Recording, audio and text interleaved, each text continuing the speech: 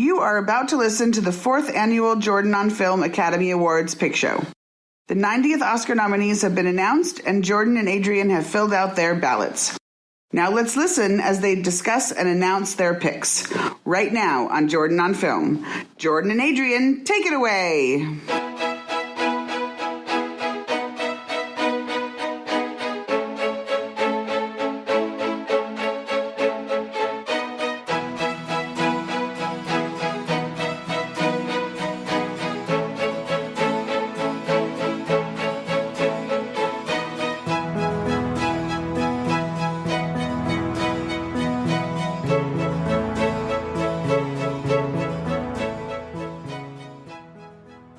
Jordan. Hello, Adrienne.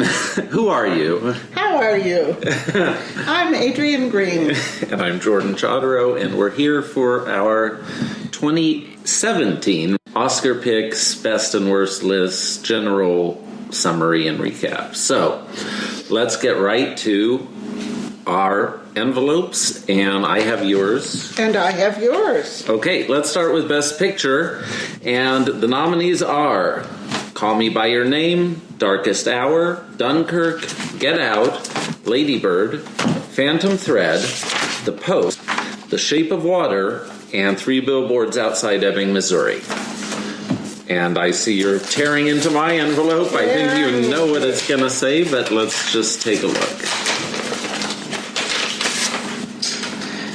And Jordan's pick is Call Me By Your Name. It is. I think it's a beautiful first love story with a really beautiful performance by the lead. And I think it's something that a lot of people can relate to in terms of the intensity of that first experience. How did you feel about it? First of all, I think that Armie Hammer would be selling groceries at Gelson's if he was not so good looking. He's good enough to stand up and be a clerk, but he cannot act his way out of a paycheck. I don't disagree. And a lot of things about that movie I found offensive, actually. But I understand, how you liked it, but it did not make... It didn't work for you. Okay, let's see what did. Here's Adrienne's envelope for Best Picture. And Adrienne chooses 3 Billboards Outside Ebbing, Missouri.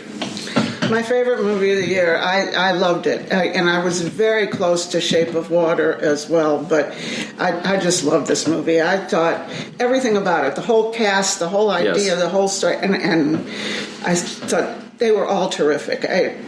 I loved this movie. There just was nothing about it I didn't like, and it was fun, and it was exciting, and it had a story, and it had characters, and it had everything that I like in a movie. Yeah, it would be my second choice, too. Great pick.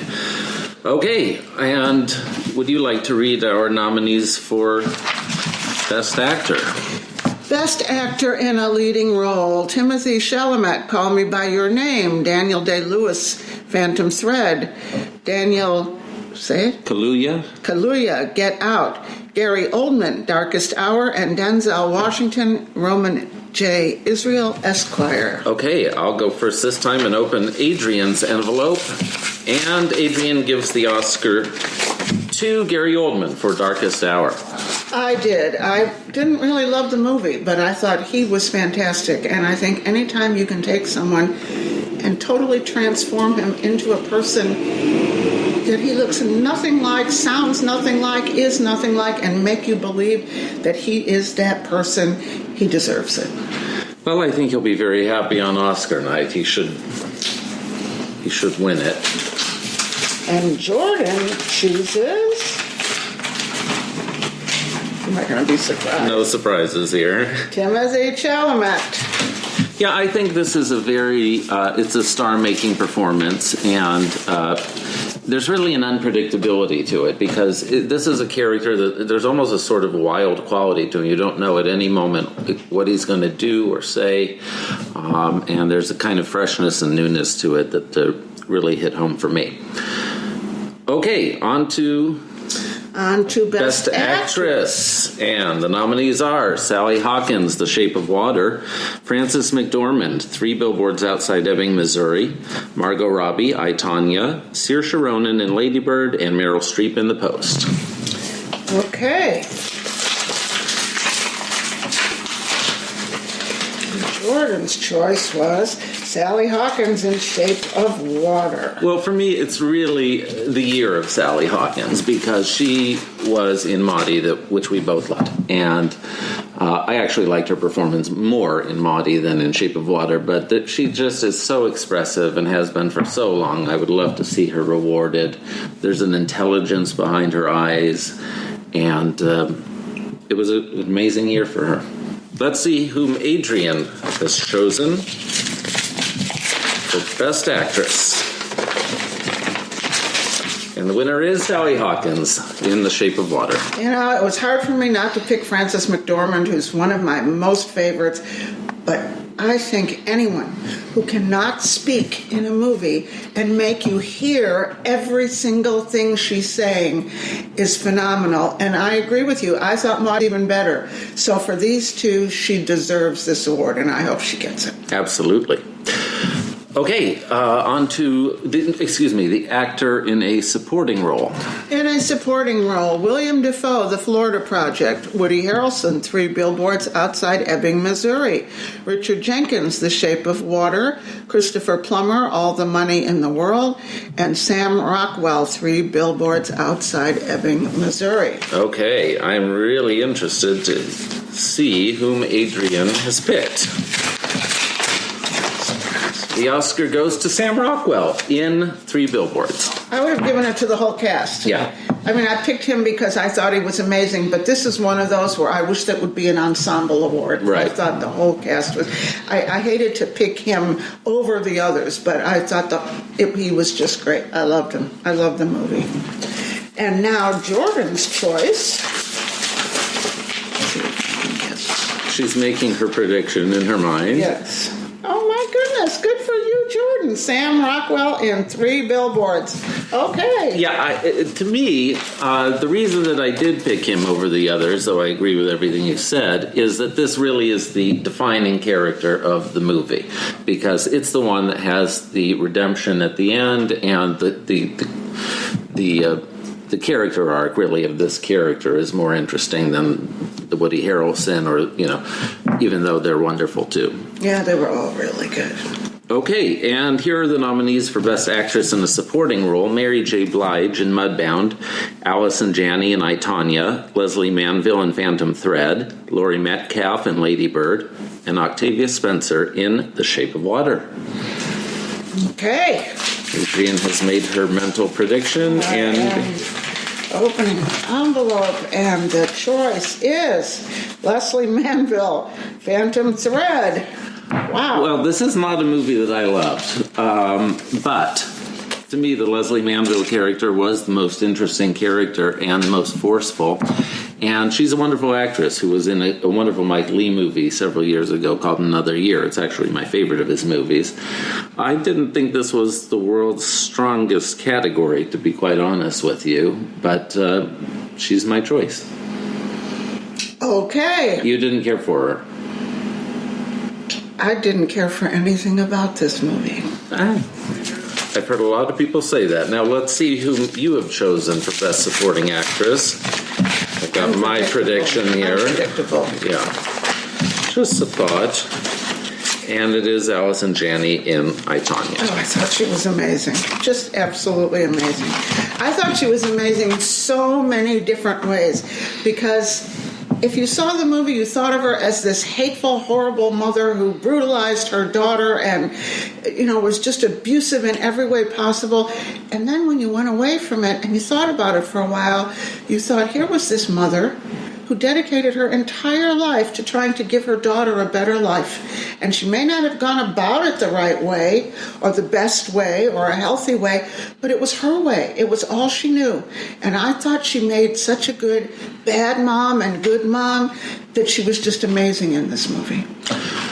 Yeah, I think that's true of the character. I mean, I think to some extent Allison Janney, who's so good, can kind of do this part in her sleep, which I also thought of Octavia Spencer in The Shape of Water. I didn't really love Laurie Metcalf in Lady Bird. I know a lot of people did. I did not either. Yeah. I didn't really love Lady Bird. Yeah. But I did think your Timothée Chalamet was much better in Lady Bird. I liked him in that movie. Okay. Now, we've scoured the complete list of nominations, and each of us has chosen our pick for the single worst nomination of the year. Who's going first? I'm opening yours? Okay. The worst nomination of all. Phantom Thread, best movie or anything else. How do you really feel? If it wasn't his last movie, do you honest to God think we'd even be talking about it? No, and the plot twist to me was, did you see The Beguiled? Yes. It was sort of the same thing as The Beguiled. It was just ridiculous. From beginning to end, it was ridiculous. I was so disappointed. And like I said, okay, he's a good actor. He's done a lot of good things. He's never been my most favorite. But we would not be having this discussion if this was not his last movie. Yeah. And now... Oh, this is not going to please her. This is not going to please her.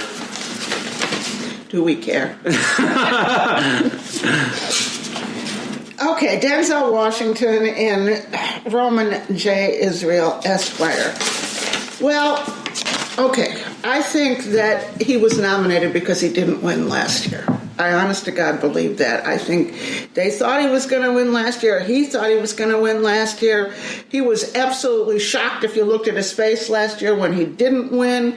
And this year, in one of the award ceremonies, they actually forgot to announce his name. And then they had to come back and do it. Oh, my God, poor Denzel. So I think this is a Hollywood loves you, Denzel, and we're trying to make it up to you. So I can understand why you did it, but I'm a Denzel fan. So, you know, I can see it from Denzel fan too as a movie star, and he has given really good performances, including Fences, but not this one. An inscrutable part in an incomprehensible movie. Oh, well, I didn't think it was that bad, but I agree it was not his best.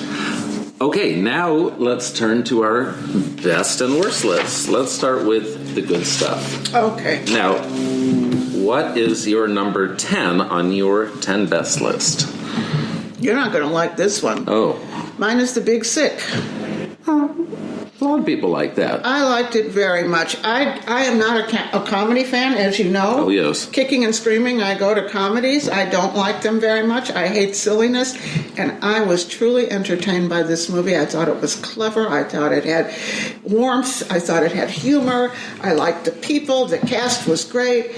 And I would recommend it. Well, frankly, I would rather have seen Holly Hunter in the supporting actress category than a couple of people who were in there. I agree. She was great in this. I don't think you saw my number 10. It Comes at Night with Joel Edgerton, whom we both like a lot, in kind of a horror/psychological thriller movie by Trey Edward Schultz, who did Krisha a couple years ago. That's a name to remember. He's terrific and really a scary movie, but not gory or anything like that. Yeah. What is your number 9? Well, the number 9 we both loved. Number 9 was the happiest to me, most fun, happy movie of the year. My number 9 is Beauty and the Beast. Oh, yes. I loved Beauty and the Beast. We sat there singing and laughing and smiling and being happy through this whole movie. This was a movie that was as much for adults as it was for kids, and truly, truly, truly well done. Yeah, I'll say more about that in a minute. Number 9 for me was A Fantastic Woman, which you just saw this weekend or this week. And it's the director who did Gloria a couple years ago from Chile. And it's really, I think he's a great writer for women. He's very attuned to the contemporary woman, and it has a great visual style to it. Okay. Number 8. My number 8 is The Post. I liked it. I liked the time of it. I don't think it was the best. This was a movie I thought Meryl Streep could do in her sleep. This was a movie where I do not think that she was outstanding. I thought she does what she always does. She's always great. But I thought the supporting cast was excellent in this movie. Really good. And I liked the story. Okay, my number 8 was the movie I laughed at the loudest and hardest this year, The Trip to Spain. And really, it's a wonderful trilogy, the whole Trip movies. There's the trip to Italy, which we both loved, and the trip to Spain. But how did you feel about this one? I'll tell you later. Uh-oh, that's not good. That is not good.